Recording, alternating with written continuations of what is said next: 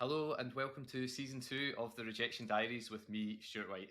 Tonight I'm joined with a very special guest. We've got Tasha Harrison with us, who we know well through Right Mentor as a mentor for our summer programme and also an author with her forthcoming book being released. And we'll talk more about that a little bit later on. So, hi, welcome to the show. Hi. Good to see How are you? I'm good, thank you. Brilliant. For everyone listening, do you want to just do a quick introduction of yourself and then maybe lead on to a little bit about how you got into writing and how you began? Yeah, so I have been, I write comedy, and I used to write adult comedies, and now I'm writing for kids and young adults. And I've been writing for about 20 years, trying to get published for 20 years. And 2 years ago, just coming up to 2 years ago, I finally had found a publisher for my middle grade comedy, Clementine Florentine. So it's been a really, really long, slow, bumpy journey. Brilliant. And when was it you began then? So 20 years ago, that would be, what, 2000 or so? So in 2000, I started writing an adult comedy, kind of like a rom-com. It was in the wake of Bridget Jones. I was like, right, I read Bridget Jones. I thought I can write like that. That is my diary pretty much, because I keep a diary. So I'd always wanted to write. It had been an ambition since I was a kid, and I finally started to dedicate time to writing, and then I started putting it out to agents. And I think in 2001, I actually went along to the London Book Fair with a manuscript under my arm, and I thought, I'm going to see who I can hand this to. I would never have the guts to do that now. I think all agents and publishers are really wise to that, and but I did hand it to someone, and they very kindly passed it on to someone else. I can't remember which publisher it was, but and then I was contacted a short while later. So I was like, oh my god, I'm in the game here. Maybe what I've written can't be that bad if they're actually getting in touch with me. So and then I started putting that to agents, and I got some interest, and one agent in particular showed an interest, and I went to meet her, and I came away from that meeting just euphoric, thinking, I'm there, I've done it. I'm a hop, skip, and a jump away from a publishing deal. No, not not at all. And so 8 manuscripts and 20 years later, I've finally, got to where I want to be, or it's just all finally achieved this lifelong ambition. Oh, brilliant. And so if we go back to that first novel then, so I guess in 2000 it was still mostly postal submissions, or were some agencies taking emails at that point? Yeah, God, I can't remember actually. There was a lot. Well, there was certainly the submissions, the queries were going out by post, I think, and then maybe I sent the full manuscript over email. I can't remember, but I do remember spending a hell of a lot of money on stamps and envelopes, and printing stuff out, and so things have changed a lot. Definitely changed a lot, and I think I would sort of be really methodical, and I would just go through the Writers and Artists Yearbook and research all the agents who might possibly be interested. I'd have a long list of who they were, and then I'd sort of tweak the cover letter for each one and send it all, just heading off to the letterbox with tons of fat envelopes and posting them off and going, right, something's got to land, and then getting some interest. And so that first agent, in the end, she wasn't interested. So even after meeting her and asking me to rewrite the middle, which was a sagging middle, she said, I didn't know what that was at the time, so I had to go and find out what a sagging middle meant. And I thought I had managed to sort of rectify it, and I sent it to her, and I didn't hear anything back for months. So I thought, maybe she's just not interested. And I had one other agent who was interested, so my phone calls weren't returned and my emails weren't replied to. So I just thought, all right, what do? I don't want to not keep nagging her. It's just embarrassing, and I'm probably going to put her off me. And in the end, I phoned, and I think I left a message and said, are you still interested? Because I have got one other agent interested, and I wasn't trying to be cocky, but maybe that's how it came across. And the next thing I knew, like, a few days later, I had a message on my answering machine, the good old-fashioned answering machine, saying, yeah, no, I don't love it as much as I thought I did, so yeah, you could try some other people, and, you know, best of luck. And I was just like, oh my god, wow, okay, I blew it, you know. And so I thought, all right, you just have to back off and not pester. Maybe that's the way forward. Just be really, really patient. And so it's just like, it was almost like, you know, having a new boyfriend and trying to play it cool, or, you know, not try and, you know, push for that. When's that next phone call? When's that next meeting going to be? Or yeah. So a real learning curve. Sort of the equivalent of the modern day, like clicking the inbox, you know, clicking refresh and waiting for something to come in. Yeah, exactly. So with that first novel then, so do you remember roughly how many agents you sent it out to, and when you decided to sort of move on to the next novel? Yeah, I must have sent it to about 50 agents, maybe more, maybe a lot. And then, yeah, I eventually realised I was going to have to move on to next thing, which was fine because I had another idea starting to brew. And I went through the whole process again, and I don't think I reapplied to that same agent because I felt a little bruised and embarrassed. And so then I went through the whole process again, and I got an agent. I signed with an agent, and it was really exciting. I never actually met with her in person, I don't think, but did a little bit of an edit, not much of one, and, you know, just she made a few suggestions, but nothing major. And then she sent that out to not that many publishers, maybe 10, 12 publishers, and they all turned it down, and she decided not to send it out to any more. And she said, don't worry, no one gets their first novel published, go and write something else. But at the time I was pregnant with my first child, and you know, like about to pop sprog any day, and I just thought, I'm not going to be writing for a while. That's just not going to happen for a while. And then, you know, I didn't have anything new to write, you know, didn't have a new project. So, and then self-publishing was starting to take off, and not, I don't think Amazon self-publishing was kicking off just yet, but my husband encouraged me to print, you know, let's have a go at publishing it ourselves and printing up a couple of 100 copies. And I was like, don't know, that's vanity publishing, you know. And well, he convinced me to give it a go, and actually there was some interest, and my local Waterstones stocked it, and a few other independent bookshops stocked it. And yeah, I thought, oh, okay, this isn't such a bad idea. And then I took some of those self-published copies and I sent them off to agents with the first 2 chapters of my next idea. And then I got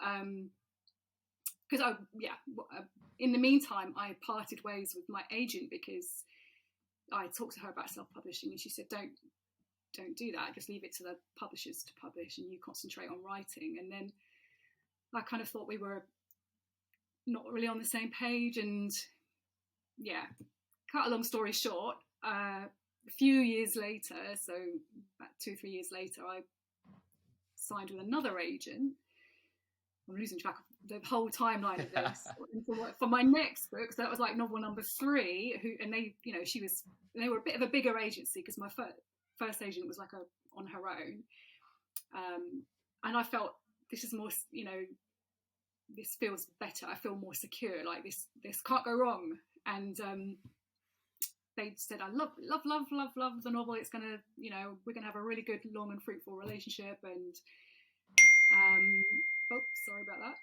they sent this. I hope this isn't going to keep happening. They sent it. No, they didn't send it out to anyone. So I did several redrafts under that agent's guidance, and I got to the point where I thought, I don't think I'm nailing this. I don't know what it is they're trying to get me to do with this manuscript. I think I'm answering all the things that they're asking me to do, but for some reason it was never quite right, and they never sent it out on submission. And so they told me, can you write something else? And I was like, oh, okay, all right. So then I started another manuscript, and before I got really into it, I sent them the outline, and there was some guidance offered on it, and do this, do that, and again I tried to take on board all those suggestions. And as I was writing it, I didn't really feel like it was coming from the right place, like I was writing to try and please someone else's, fit someone else's idea of what the audience would want. And when I've handed them the completed first draft, they rejected it and said it was time to part ways. And that was like just feeling completely abandoned and rudderless, and just having come so far and worked on so many manuscripts, it was just the most gutting moment, I think. And I just, at that point, I was like, this is impossible. How the hell do you get published? And so when was that roughly? Can you remember what year that was? Just so we can keep our timeline straight. Yeah, that was like about 2010, 2011. Okay, yeah. So it's like about 10 years ago. And then at that point, I decided to try self-publishing on Amazon. Again, it was like my husband going, apparently everyone's doing it. I read some article where you should try, just put these manuscripts up on Amazon and sell them as ebooks. Then you don't have to pay for any printing, so it doesn't cost you anything. And my other half is a graphic designer, so he designed the covers. And I think I had a bit of luck with self-publishing, because I think, I don't know why, I think maybe I just joined at just the right time before that kind of, I don't know how people do it now, because I think if I had done it a few years before that, I might have had even more success. I don't know. And I had very humble success. I'm not saying I made masses of money out of it, but just to be making any money at all felt like such a huge achievement. It felt so satisfying that other people were reading what I'd written, that I thought, okay, this is great. I don't need an agent. I don't need a publisher. I can do it on my own. And for a few years I coasted along like that, but found it extremely tough to market the novels, because I didn't really know how to do that, and I'm not particularly confident at putting myself out there and shouting out about myself and promoting myself. It all feels really, really uncomfortable. So and I think algorithms, just lucky algorithms, might have picked up the first book in particular, or maybe because it was a book about a bunch of Brits going on holiday to a Greek island, and it had the words holiday and beach and summer in it, and romance. Maybe that's why the Amazon algorithms liked it. I don't know. But the sales would always drop off in the winter quite substantially. Yeah, so a good summer read. Yeah, summer read, exactly. I wondered, do people just search summer read, holiday read, and that's why it comes up quite easily? I don't know. But yeah. And then so when that started to, after about 3 years, the sales really, going lower and lower and slower, and I just thought, okay, and then I uploaded another book that I'd written, and it just didn't budge at all, really. And I just thought, okay, this isn't working anymore. I think it's time to try getting an agent again. And I felt a bit like I've had enough of a break from trying that for a while, that I feel like I have got the energy and the stamina to do that again. And so I did the whole process again, going through the Writers and Artists Yearbook again. And nobody was interested in the book I'd written. I got some nice rejections, some nice feedback, but yeah, no one was interested. And then I wrote a collection of short stories for kids. And again, no one was interested. And yeah, at that point, I just had to step out of the ring for a while and just give myself a break. And so when are we then? What year are we in now? When was that? About 2014, maybe. Okay. 2015. Yeah. And then in 2016, I'd been thinking about this for a while, of maybe doing a writing course, and just thinking, what am I getting wrong here? Why?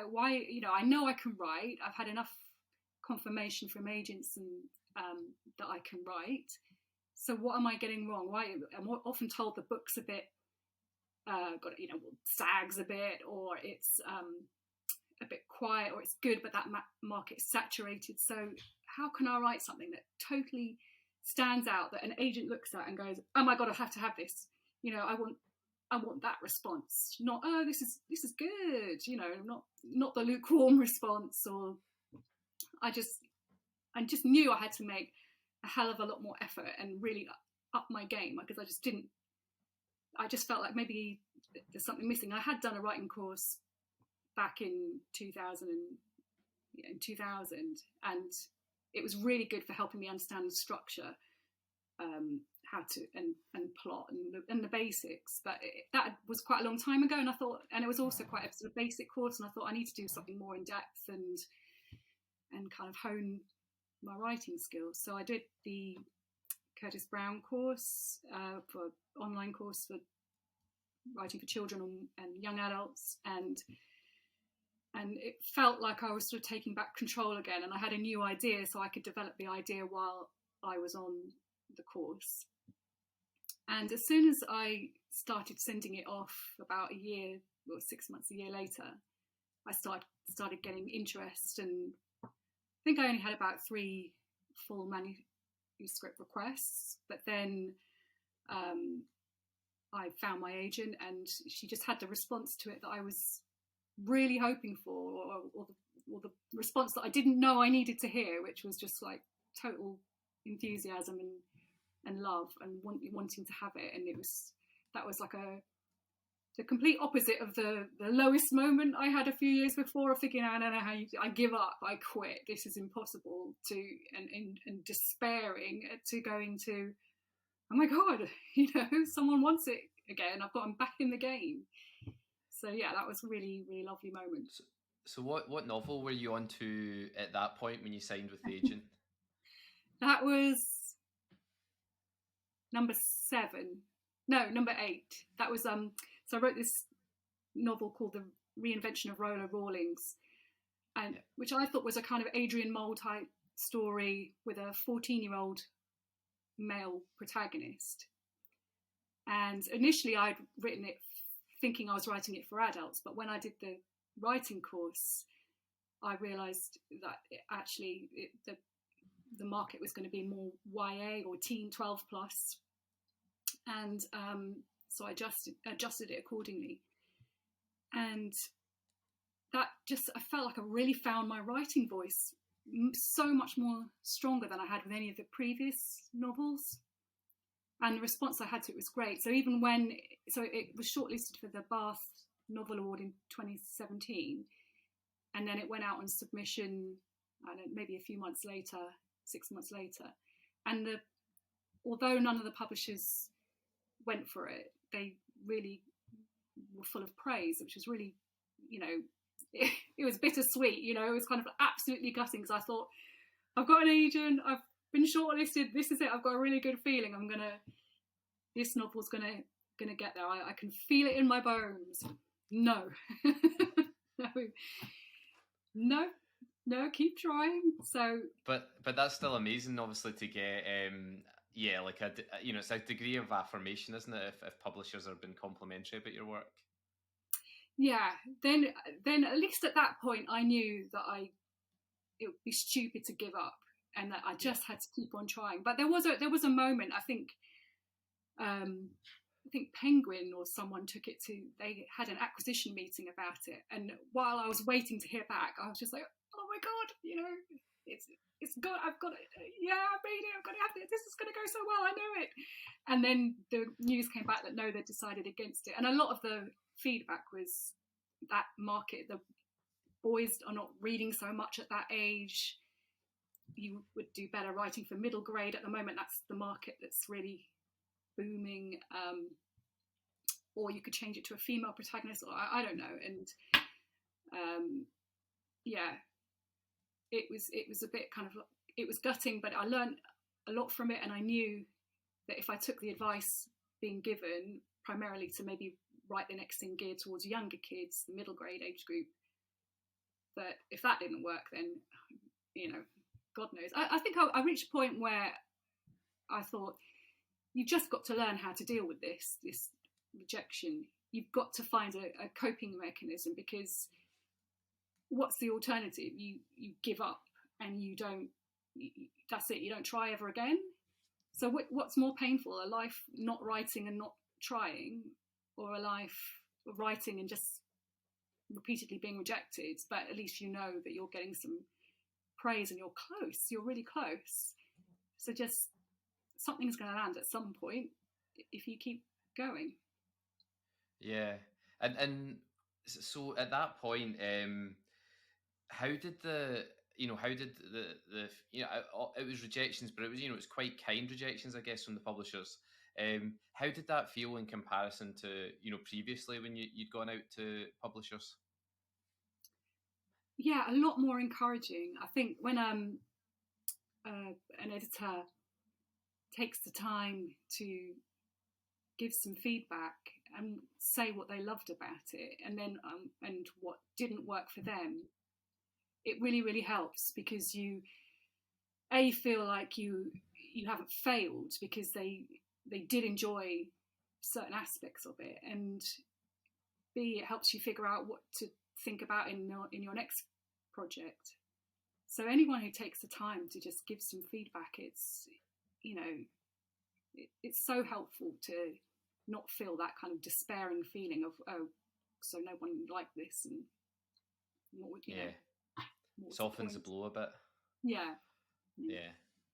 That's good. And so where are we? We're up to about what, 2017 or thereabouts? 2018 that one went out, and so one of the editors who had really enjoyed it, my agent arranged a meeting with her, and because she was like, she was asking, would you be prepared to rewrite it for a middle grade audience?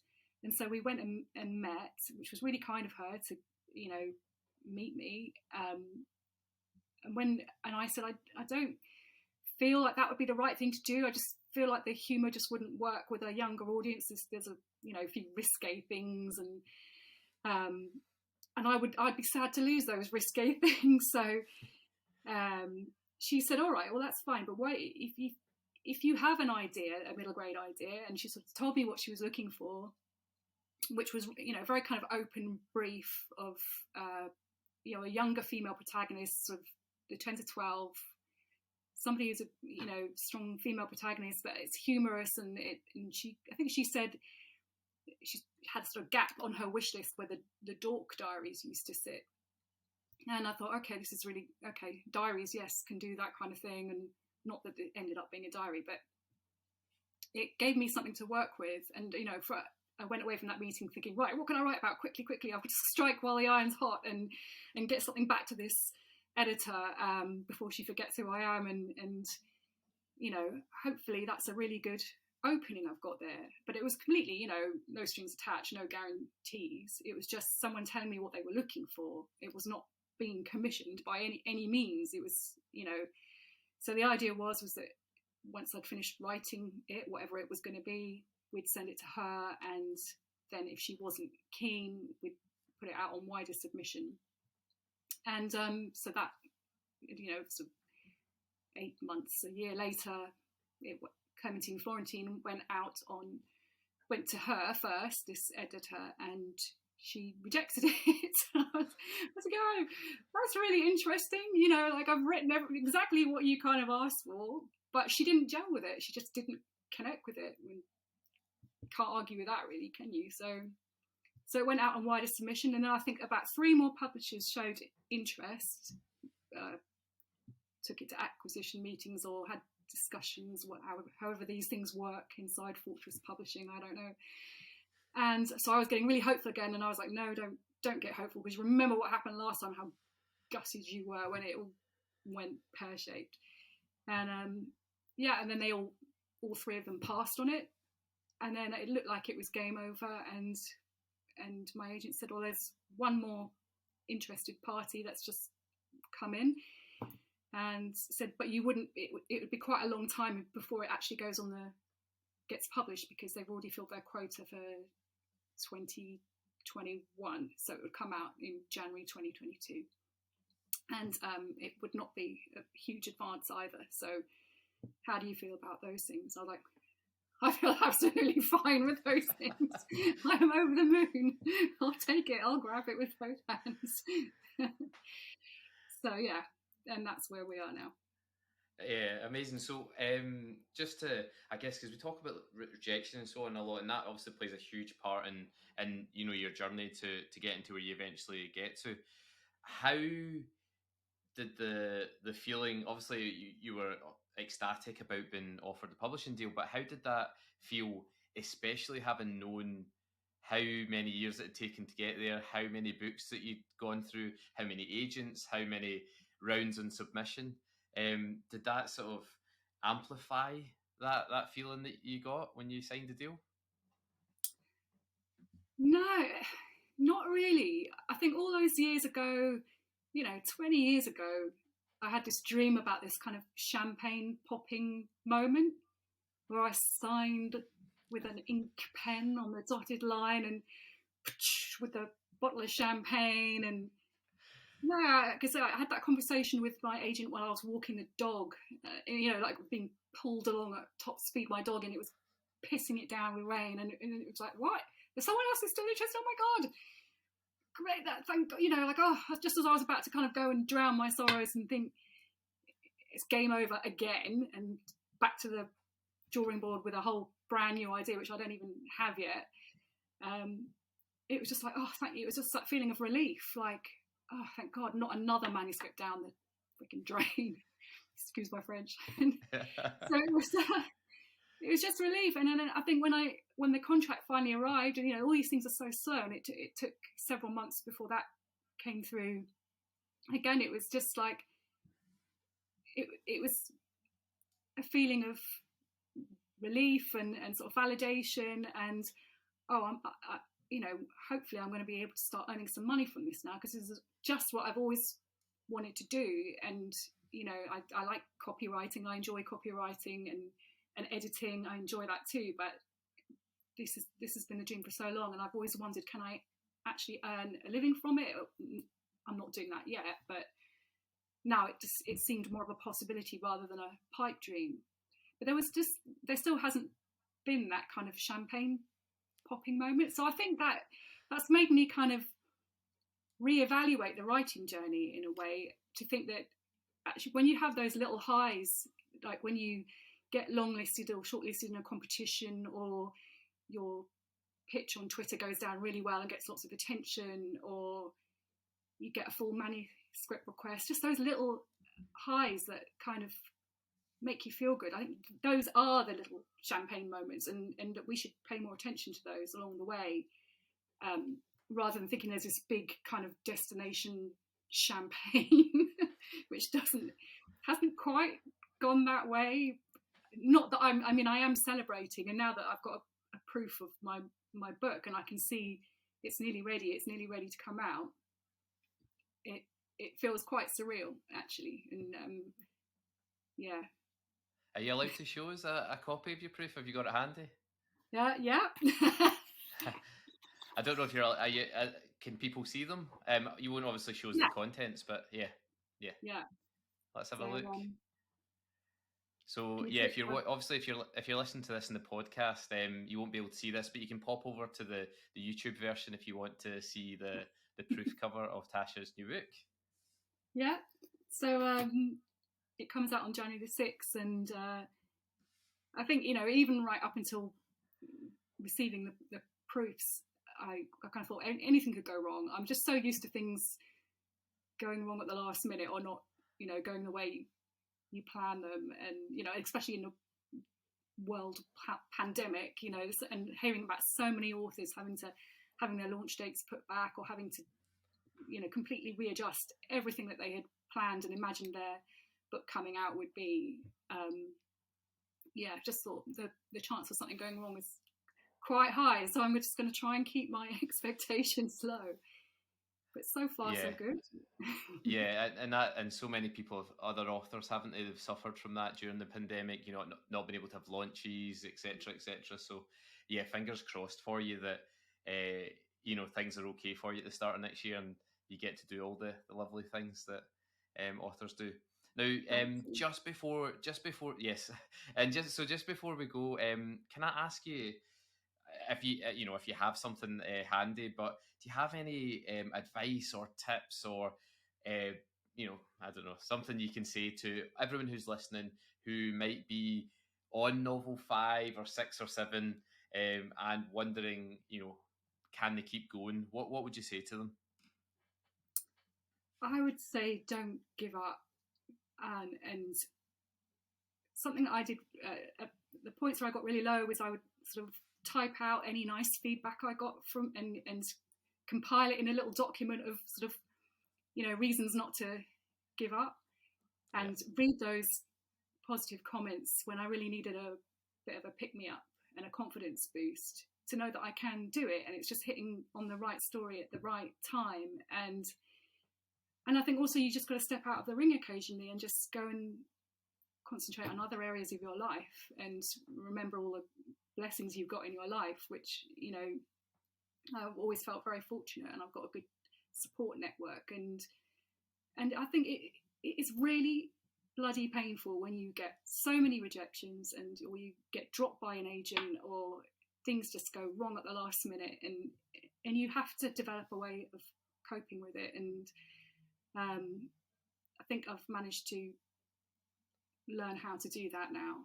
But I do think when you feel so low and it's all gone so wrong, you just can't ever imagine it's going to be any better. But it will be. Nothing is permanent. No life situations are non-changing. I'm going to start getting all cheesy and philosophical now. No, it's good. It's good advice. I'm listening to it attentively because obviously I'm in a similar situation as well. So yeah, you're right about the perspective thing on life. There is more to just writing books, even if sometimes it doesn't seem like that. Yeah, yeah, no. Yeah, I think I don't think my story is unique. I think there are so many of us out there like yourself, and you've been trying for a long time, haven't you? Like, how long has it been for you? So about 12 years now. I've been sending it out. Yeah, I think there's a lot of people like us who are really in it for the long haul, and we can't stop trying. And also, once you get published, I know you want to, just very quickly before we go, that doesn't mean you're in the secure position forever either. This could be my one and only book, and then I could be back to square one again. I'm prepared for that as well. Yeah. Yeah. Rejection is eternal, it seems. Okay, so thanks so much for joining me, Tasha. It's been lovely to chat to you, and I hope everyone who's listening gets lots out of it. So thanks for joining me tonight. Thank you for having me. It's been a pleasure. And a new book is out on January 2022, so we'll look out for that, and we'll pop a wee link in the information below. Okay, thanks so much for joining me. Thanks everyone for listening. Speak to you all soon. Bye.